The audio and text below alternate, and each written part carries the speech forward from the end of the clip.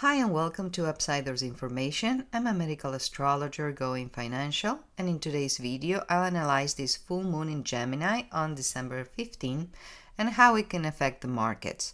As a reminder, I'm not a financial advisor and this is not a financial advice. This is astrology, and astrology predicts sentiment. That being said, I always remind people that predictions timings are not necessarily the day of the lunation event, but it opens up a window that can have ripple effects for about 3 months in the case of the full moon. Now, for starters, full moons are oppositions between the luminaries, the sun and the moon, and therefore it can represent confrontations or a matter reaching to a peak or fullness, and thus subsequent release or terminations. So the full moon energy is experienced rather harsh if we don't know how to let go. Now, on a personal level, it can also be a relief attached to a release. In the markets, full moons represents local bottoms as trading volume increases around the full moons, since people are quick to act and react impulsively, which tends to reflect in price action, though it can take a minute to show, and sometimes it shows a little bit earlier. Now, the full moon is conjunct magnanimous Jupiter, so overall is very favorable, but is in Gemini, the sign of communications and news, so it's ruled by Mercury. And this is the merchant planet of trading. And Mercury has been retrograde, causing delays, misunderstanding, conflicting news, glitches. But thankfully, right after the full moon, it will station direct, setting the record straight and bringing some clarity. Yet, possibly triggering a trend reversal too, especially because Mars, the decision-making planet of action, has gone retrograde in Leo, the sign of following your heart, prompting change of hearts that could affect the way people trade or invest, especially because Mars is back and forth in the USA 8th house of investments, rocking the boat. And both Mars and Mercury are in a fiery trine, spinning things up. But as Mercury stations direct, we want to take a minute to get up to speed before you jump the gun. Usually with Mercury retrograde, whatever the price of an asset was at the time it stationed retrograde, regardless of how the price is affected during the retrograde, it tends to go back to the same price as it's stationed direct. So that's a little tip you can use to speculate if you want to trade during those times. But let's not forget that Mercury is also in detriment in Sagittarius, the sign of belief, because Mercury wants facts. So while we want our portfolio going to the moon, we have to set up realistic expectations and not gamble our hard-earned money away to avoid disappointments resulting from FOMO at a possible local top. If that happens, you might want to wait it out, as 2025 looks good in general for crypto, though the next year will face higher inflation with Chiron and Neptune in Aries, and the stock market could possibly face a recession that might bleed into the crypto space by 2026. Now, larger-than-life Jupiter suffers the same fate as Mercury, as is also in detriment in Gemini, the sign of Mercury, and the sign of details, and continues to remain retrograde, and is opposing the Sun, pointing to overconfidence. And we know we've been in extreme greed in the Fear Greed Index, so it's good to be strategic rather than emotional, and this configuration invites you to educate yourself, especially with Mercury now going direct. And the Sun illuminates optimistic Sagittarius, where everyone is betting for the Sun to rally, but the Sun, representing our leaders, and the Moon, representing the people, are in a challenging T-square with foggy Neptune, the planet of ideals but also confusion, that thankfully just stationed direct, lifting the fog from our eyes. Yet Neptune is reaching 29 critical degree from the helio chart, meaning the Sun's perspective, making us question what's actually real. And this is right on time for the Federal Open Market Committee meeting on the 17th, when Powell will likely cut another 25 basis points, and the question still stands: why, if the economy looks strong? And the answer might lie in the word looks, because we know debt is only increasing and spending too. And the population tends to think that government spending doesn't affect them, but remember, governments don't produce money. They raise it from us through taxation, or they print it, generating inflation, which is a form of death, actually, because they take our purchasing power away. And when they say inflation index is lower, it doesn't mean that they have reverted the inflation. It means that the inflation had increased less than the previous increase, so the increases are compound. So on one hand, we are in a bull market, especially because the dollar ain't strong. But on the other hand, the stock market is inflated, and investors like Warren Buffett and insiders are selling. And to clarify, insider trading is illegal only when they don't report it to the SEC within set time frames. Since insiders run with an advantage, the reporting is made public as per regulation to even the field.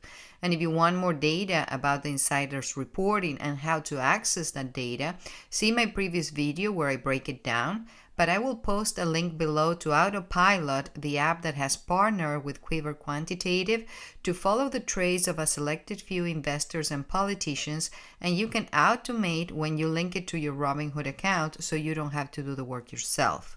Now, within crypto, Bitcoin is known to follow the market and be pegged with volatility, and large cap altcoins like Ethereum and Solana to follow Bitcoin, and then it ripples, no pun intended, to the medium and small cap coins where you have more of a risk-reward ratio. And as we have Bitcoin reach about 100K, we enter altcoin season where the money rotates out of Bitcoin into the altcoins. So if you feel that you missed out on Bitcoin, you're still on time to promising alts. Sectors favored as per the astrology are AI coins, but please do your research, and if you want a quick tip on how to, again, see my previous video where I share a lot of info. Now, there's a positive trine between the benefic Venus, the planet of money, in Aquarius, the sign of the collective, with the great benefic Jupiter, the planet of abundance and wealth, boosting financial markets, especially as historically Venus in Aquarius had been beneficial to the crypto markets. But Uranus, the planet of crypto and ruler of Aquarius, is in an odd quincunx with the Sun, suggesting stress or blind spots in the tech sector and the crypto markets. But with Uranus, you never really know how this will play out. Now, money planet Venus is in a conjunction by orb with powerful Pluto, the planet of wealth, and Ceres, the sickle asteroid of harvest, that represents taking profits, which is not a bad idea and is also the reason for the recent pullback. All the planets are in opposition with action planet Mars, representing conflicting actions as mentioned previously. Venus opposed Mars is what we do. Mars might not help with what we want, Venus. So here's the conflict. And with all this opposition, there's a rug being pulled, like recently happened with the Hawktua girl meme, where they played out a pump and dump scheme and everyone got scammed. And she might even face prison for that. But on a side note, this is not just about trading or the markets. Mars also represents violence, and Pluto is the death rebirth planet, and Ceres is the sickle asteroid of death too. So I don't want to alarm anyone, but in the current geopolitical climate, there is a possibility for escalation and attacks. And Mars is in the USA 8th house of death and rebirth and other people's money. And on a personal note, this could be action on inheritance, investments, mortgages, etc. But on the world stage, there could be a bellicose event that affects the markets too, especially because Mars and Pluto square the USA progressed Saturn, the planet of hard lessons, in Scorpio, the sign of death and rebirth as well. And we have a square between expansive Jupiter and restrictive Saturn. This is a tug of war between bullish momentum and strong resistance levels, maybe consolidating markets, but they are in Gemini and Pisces respectively, and both are mutable signs, which helps with fluidity nevertheless. And Saturn is in a flowy trine with Juno, the asteroid of partnership and contracts, also called moneta for coin, also in fluid water signs, favoring deals with allies and joint ventures. And by the 21st, we have the winter solstice with the sun entering Capricorn, the cardinal sign of business, favoring markets for the next season. And before the next new moon in Cap, we have Chiron, the wounded planet that represents corrections, turn direct, revealing issues regarding inflation. And money planet Venus will leave the US second house of income and enter the third house of information, where we have reality check planet Saturn and media planet Neptune. where we'll get news about the economy and, more importantly, a collective reset with the North Node at 0 areas like the draconic chart, right on time for the new year, but I will make a video about that next time. To recap from previous videos, Bitcoin, Ethereum, and XRP had behaved as expected, and all three continue to look good into the next couple of weeks. And now, as promised in previous videos, I will do an intro to basic technical analysis. Okay, so here we are in the Bitcoin chart in TradingView, and it has 3 indicators. Now, TradingView allows for 2 indicators on a free account. If you want more than that, which is highly recommended, you want to pay at least the basic plan. And if you're not familiar with the charts are composed of these candles, which have the body and the wicks. The body represents the opening and closing of the day. In this case, because I have it on the daily, you can put it hourly, weekly, and so on. And the wicks represent the movement in between the opening and the closing. So the candles are the facts and the wicks are the story in between. You are going to notice that some of the candles have long wicks, and this indicates when it comes from above is selling pressure and when it comes from below is buying pressure. And this usually indicates movements from smart money, either whales or institutional activity. Now, markets tend to trend up, down, or sideways, also called consolidating. The trend is determined by the levels of support and the levels of resistance. These levels are the lines that connect at least 3 points above and below. Support is like the floor and resistance is like the ceiling. Once you break resistance becomes support, and the other way around. This is akin to a building where the ceiling of the second floor becomes the floor of the third floor, and the other way around. The blue line that is across the candles, that's the SMA, the simple moving average, and it goes with the trend, but you're going to notice that sometimes is above the SMA or below the SMA. That's one of the indicators. Now, the other indicator that I have with dots is the moon indicator. The blue dots are new moons, the ones that you don't get to see at night when the sun and the moon are together, and they represent, in average, local tops. The ones in the bottoms are the full moons when the sun is opposed the moon and we get to see it, and those tends to be local bottoms. The indicator that is all way down in purple is the RSI, the Relative Strength Index, which values the strength of an asset relative to the market. When it moves above 80 is overbought, and when it drops below 30 is oversold. You want to buy a stock or an asset which has been oversold because it means that it's been undervalued and therefore the price will bounce.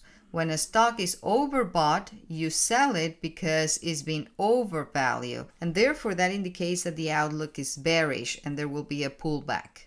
This indicator works best in the 5-day chart, but this is a custom setting in TradingView, and again, you have to pay for that. Otherwise, try the 1 week, but there are some false signals.